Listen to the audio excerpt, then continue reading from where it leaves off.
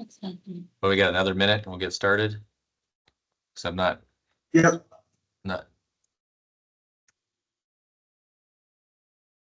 Yep, that sounds good.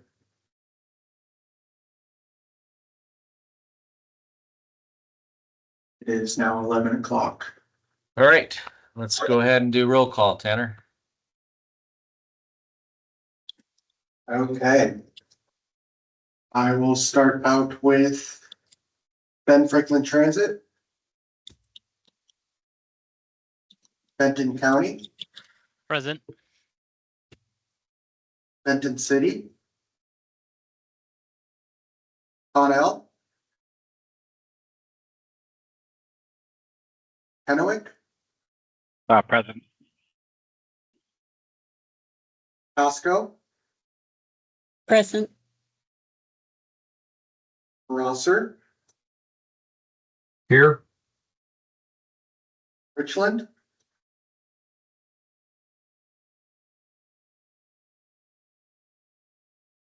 see Carlo in here. West Richland, Here, Roscoe Slade. Franklin County, Craig said he'd be a little late. I'm just a guest for Franklin County. okay. Port of Benton, Port of Kennewick, Port of Pasco, Hi, this is Stephen McFadden. and then WashDOT South Central.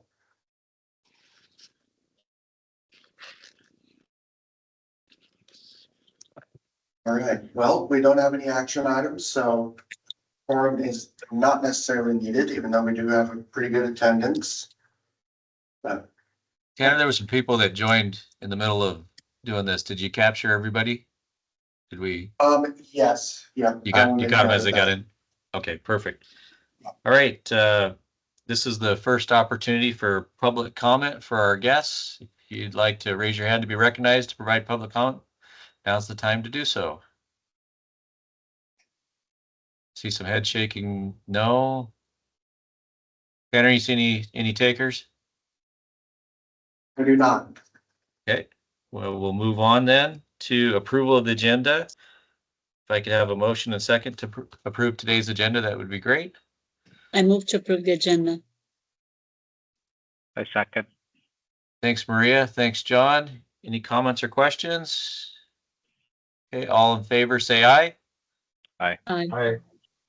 Those opposed? All right, we got an agenda. In your packet was the meeting minutes from the July 10th TAC meeting.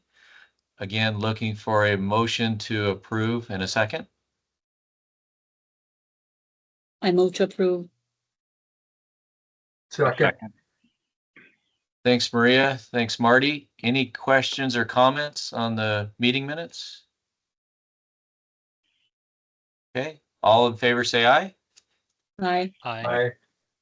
Those opposed, same sign.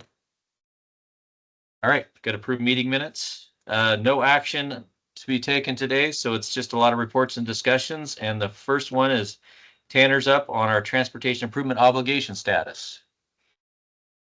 Yes, thank you. So we have had a couple of projects obligate since our last meeting.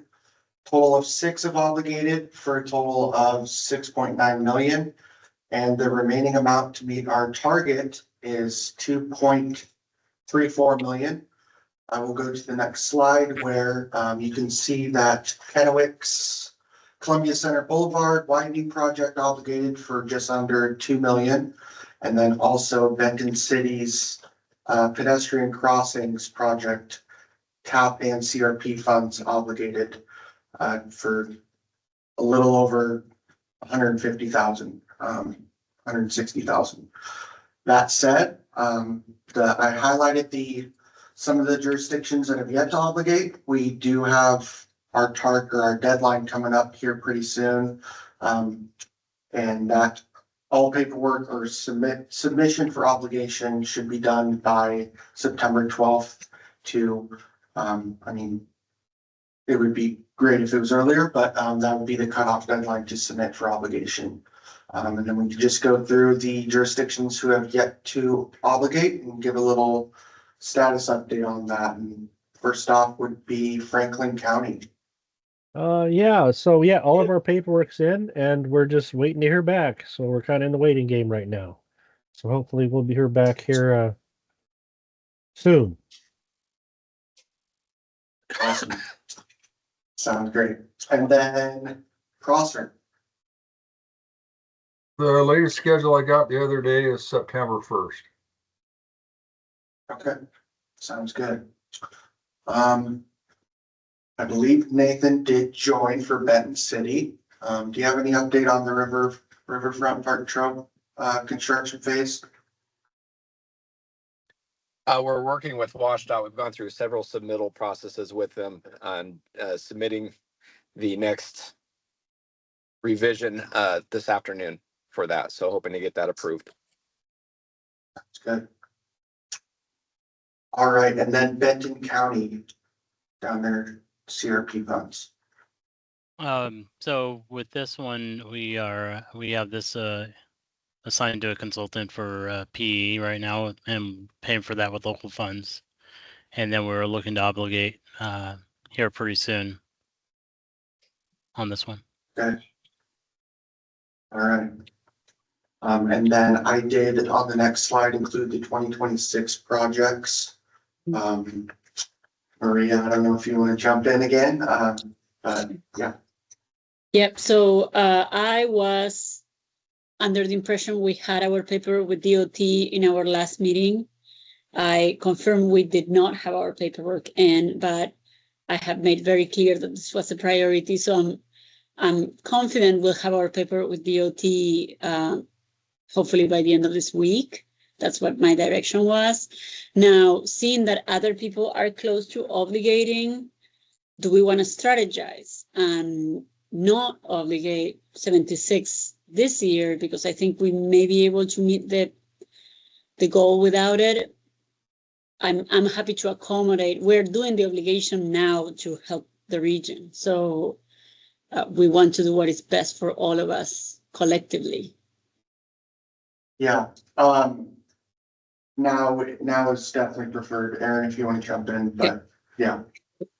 Tanner, I was just going to agree with you. Maria, if you can spend the money, spend the money.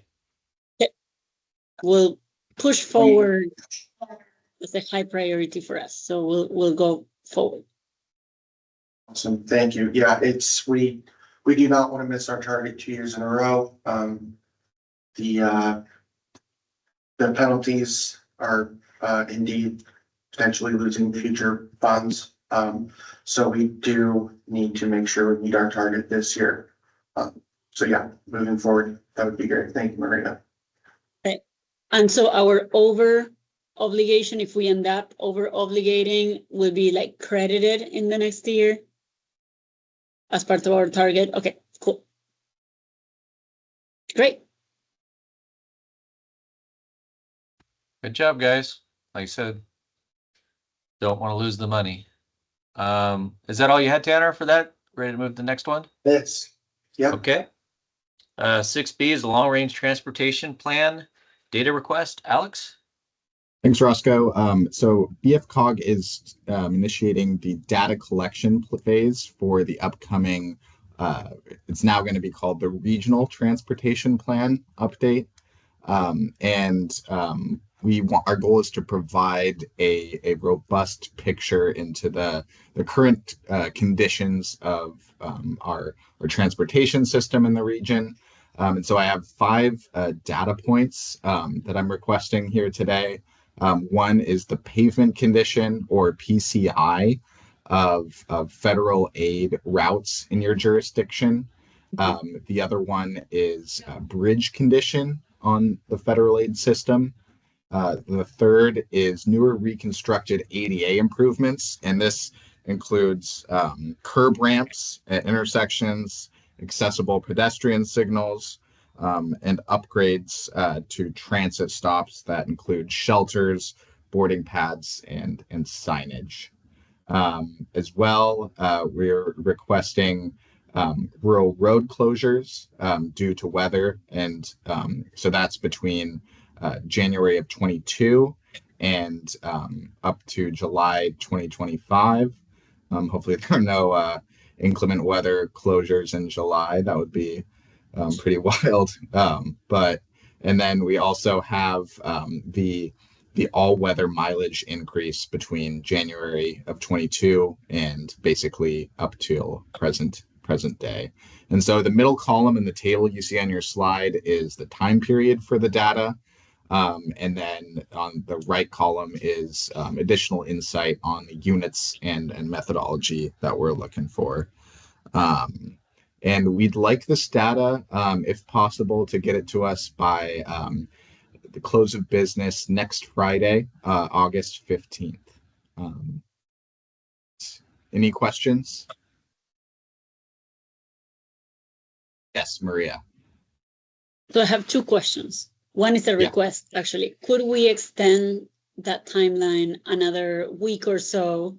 We have grant applications due tomorrow, it's loan applications tomorrow, and then grant applications the following Friday. So we are kind of maxed out on what we're able to do with some stuff that have left us. So if we could extend it a week or so, we'll be able to provide more in-depth info. And the other question that may be in your report, but I read yesterday and I do not remember now, so I thought it was worth mentioning to the group as well, is on the ADA improvements. Is for all roads, correct? All classifications, or are you focusing on just collector, arterial, and federal NHS? That's a good question. If you have the data on, we'd like kind of all the data to be synchronized between jurisdictions. So if possible, all federal aid roads would be helpful. Okay. And to answer your first question, I totally understand, and we can extend the deadline to, I think that would be the 22nd. Yes. Yeah, so close of business on Friday, the 22nd of August. Thank you. I appreciate it. Yeah, of course. Robert. That was one of the questions I was going to ask, if we can extend that out. But the other one was, as far as the rural road closures, what's the purpose of collecting that information? Is that to show the impact to the major miners? Yes, basically to kind of provide further insight into the impact and importance of having those rural roads upgraded to all-weather mileage. Aaron, if you want to, if you have any other insight on that, feel free to share. That's exactly it. Just trying to help more all-weather funding coming into our region. I see, Matt, you have your hand raised as well. Yeah, and kind of reading that and following up with what Robert was saying with the are those just load restricted closures, or we have roads that we closed because of snow drifts and stuff like that. So I mean, are we more concerned because you said all weather to bring stuff? So I'm assuming that's just load restricted. Yeah, so I guess any type of rural road closure due to weather or load restriction, that's I'm assuming that load restriction road closure would be due to weather as well, correct? Typically freeze thaw.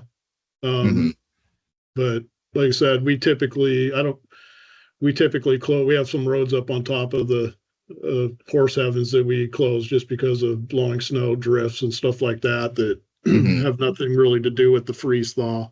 So, but we can define that for you in our reporting to you. Yeah, that would be very helpful to have that information as well. Okay. And then the good on the pavement condition, are we thinking that 80 to 60% is what we're calling good, and then that's what we're looking for percentage wise? Yes, I think WashDOT, I guess what Robert was referring to is WashDOT's category of good, bad, or I guess good, fair, and poor. and we can send that link after the meeting if that's helpful.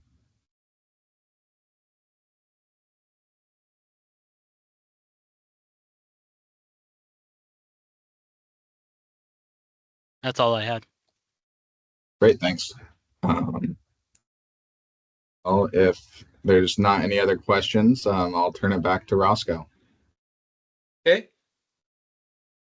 All right, we'll move on to item 6C, Benton-Franklin Council Government Regional Freight Plan Update. I think this one's Tanner's. Yes, so we have kicked off developing the draft regional freight plan.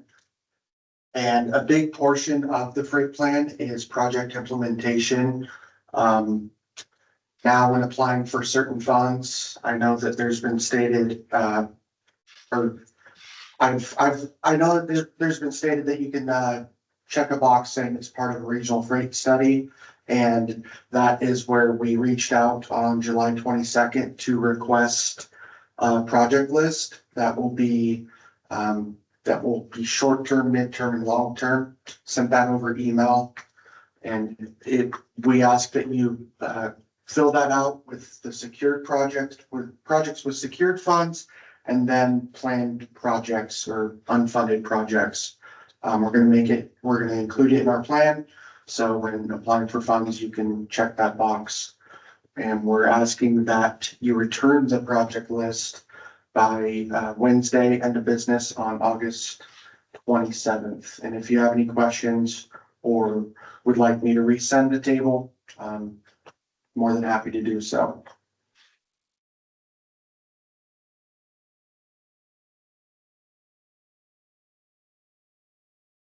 Any questions for Tanner?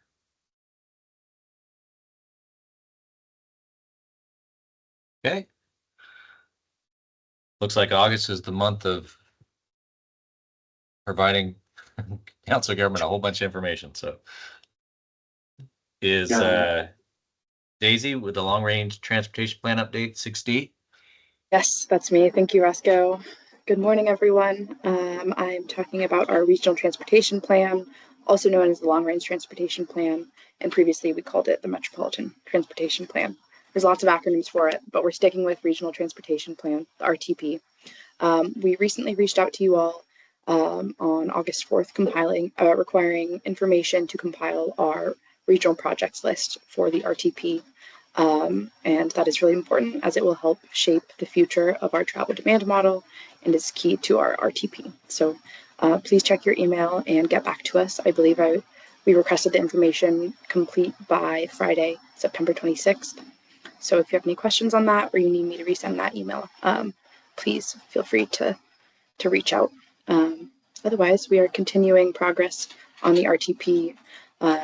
We are creating a draft of the survey that will go out this fall. I'm just making progress to continue moving.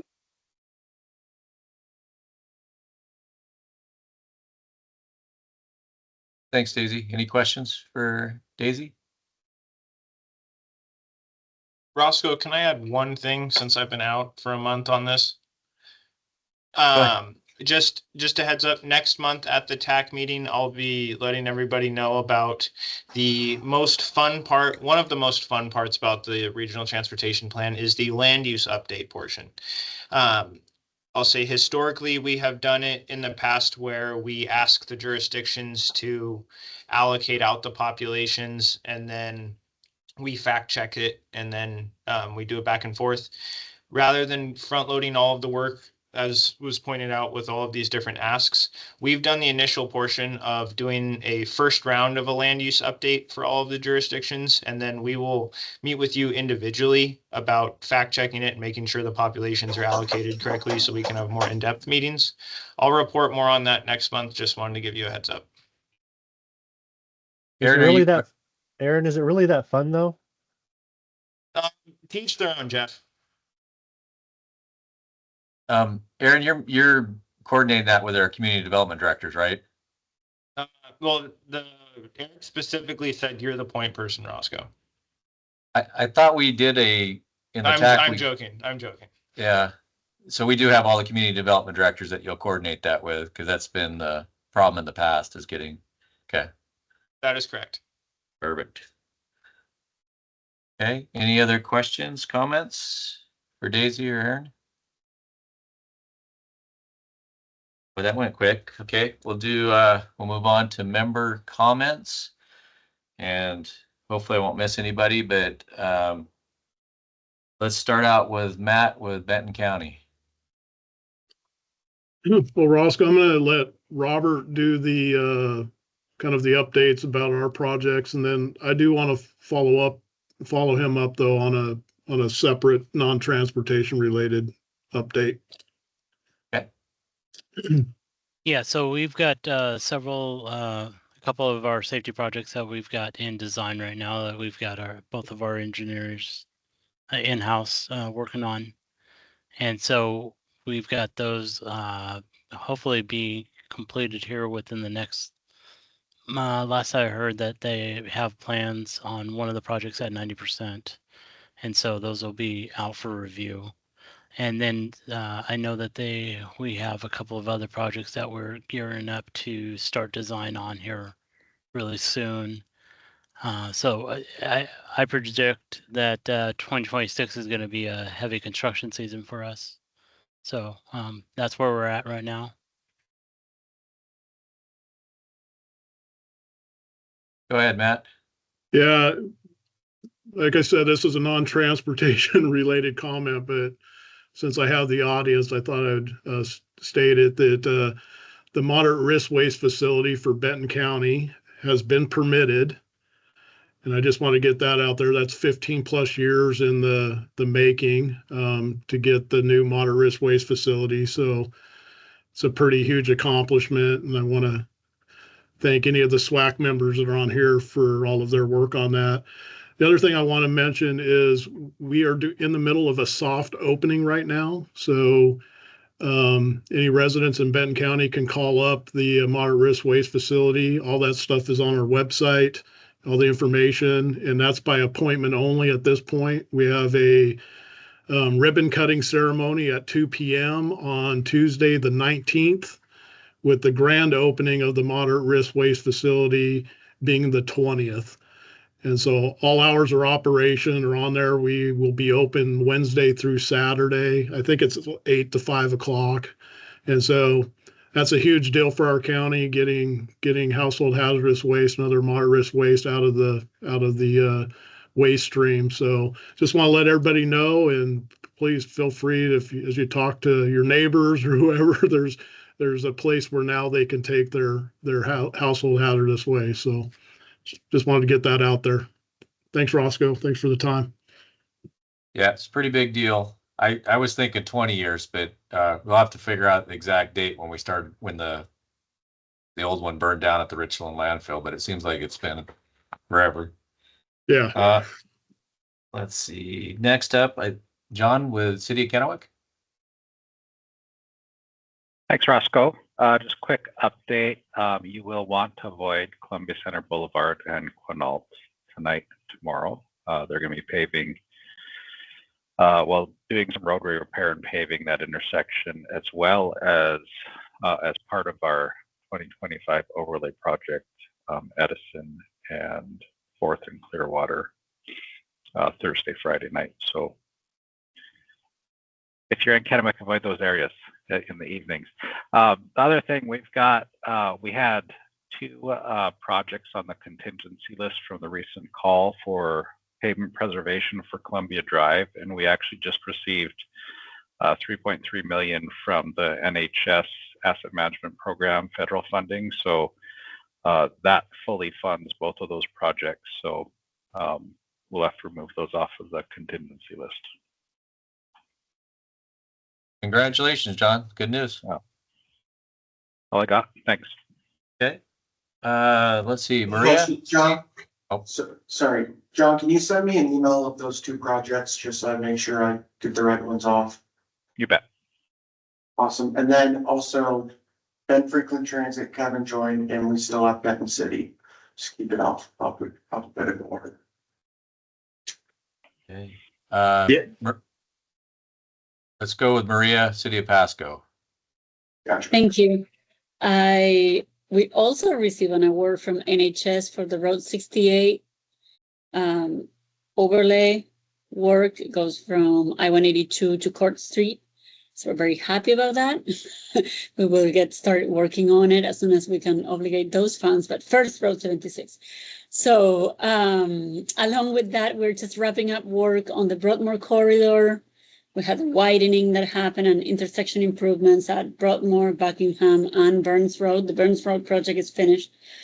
And the other one is just wrapping up. So in the next month or so, we'll see the contractor demobilize and all the signals to start working. We continue working on the extension of Sandifer and Road 108 to make that Broadmoor area ready for development. And also notable this week, we've been working on the CSAP outreach for the city of Pasco, and I understand it's been very well attended, all the different events. We are very close to setting a goal with our council for the plan, so that's going to happen in the next 2 weeks. So I think that's all for now. Thank you. Thanks, Maria. Let's see. Next on my list, I think it was Carlo with City of Richland. Hey, I'm having audio issues, so I maybe caught half of what's going on out there. But City of Richland, we finished our paving on Stevens Drive, and pavement markings are down, so it looks really good. We've finished our mini roundabouts project and intersections that have received some other like curb extension treatments as well. And we're working on getting downtown connectivity called Downtown Loop Project and Dupertail corridor improvements out the door here with design. So that's my update. Thanks, Carlo. Let's see, Marty, City of Prosser. I just finished up a couple of smaller sidewalk projects, and we have our TBD project out for ad right now. That's about it. Okay. Did I see Craig from Franklin County?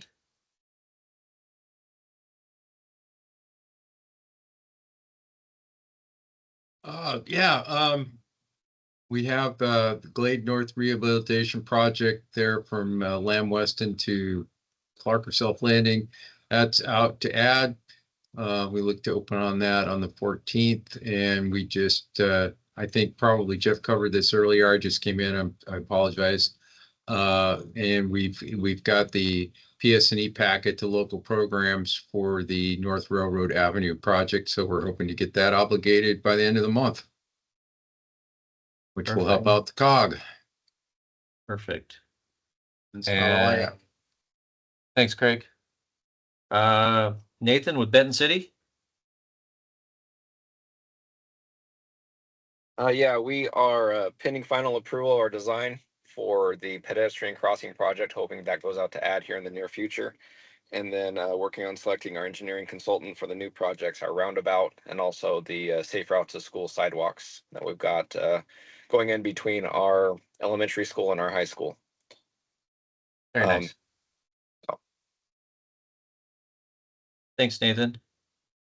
And then we've got Kevin with Transit.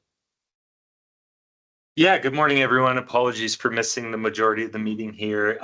Busy here at BFT. We just had our special services for Art in the Park and Water Follies about 2 weekends ago, and we saw over 3,000 people ride the shuttle to the Art in the Park. Just a reminder, starting Tuesday the 19th of this month, we'll be providing service to the fair and rodeo. So that's a great service. We invite everyone to come ride that. We do about 25,000 or more boardings every year. So big event for us. On the capital side, we did just get approved by the project review committee for the state to move forward with the progressive design build delivery method on our facilities maintenance building, which we hope to build here on site. And then we are also in the midst of our preliminary design process for a redevelopment of our 22nd Avenue Transit Center in Pasco there. So yeah, that should be an exciting project that'll get kicked off here in about a year in terms of construction. So Thank you. All right, thanks, Kevin. Was Porta Pasco here, or do I get everybody? He was here, but it looks like he jumped off. Okay. All right, so West Richland, we had our ribbon cutting for the SR 224 Red Mountain Vicinity Improvement Project, July 24th. And again, thank you, Elizabeth and Lacey, for being my event planner, because as engineers, I'm not very good at that, but it was well attended. We had 3 of the 4 big senators and representatives on the State's Transportation Committee there that actually spoke. Current and past DOT regional administrators, so it was well attended and a big deal. But yeah, thank you, Elizabeth and Lacey. So I think I'm going to call on your services for the ribbon cutting at the end of 26, beginning of 27, because it was well attended. We got a lot of compliments on that with the gold shovels and the balloon arch and the whole thing. They went all out. So you guys did an excellent job. Thank you for that. That project is under construction. They're currently doing a lot of work at the Rupert Road intersection with Van Giesen. I think actually today it closes. It's got a detour around it so that they can construct the roundabout without being under traffic. So those are on our website for current updates with that. And I want to say, trying to figure out why Kevin wasn't at the West Richland National Night Out early this week, but they did have a transit bus there, but we missed Kevin. He must have went to one of the other cities' national nights out, but well attended. I know, I heard it was super busy. I had my toddler's gymnastics. I know that's not a good excuse, but I will make it next year, I promise. Sounds good. We had requests for the electric bus, but we ended up with the art bus. So everybody's pretty happy about that one. So yeah, we'll get the electric there next year for sure. So sounds good. Did I miss anybody? No, Nope. Should be good. Should be good. So our next meeting is September 4th, and we'll be back to a hybrid deal. And I'll be talking with Aaron about elections for TAC chair and vice chair. I don't know if we do it at the September or the October ones, but Maria's slated to jump up to take my position, but she'll need a running mate. So start thinking about that. Somebody wants to help Maria out. So anything else from Council of Government staff? Sounds like a good opportunity for somebody to guilt trip Kevin into being the vice chair. So all we need is a second. So we'll work on that in a future meeting. So we'll decide whether it's September or October. We'll start gearing up for that. And it's not that bad. It really isn't. So yeah, I would be willing to take that on, Roscoe. So there you go. Okay.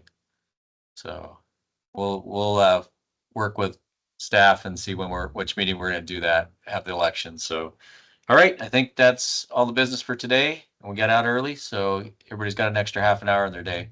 So thanks, everybody. We'll see you. Thanks. Have a good day. thank you. You. Thank you.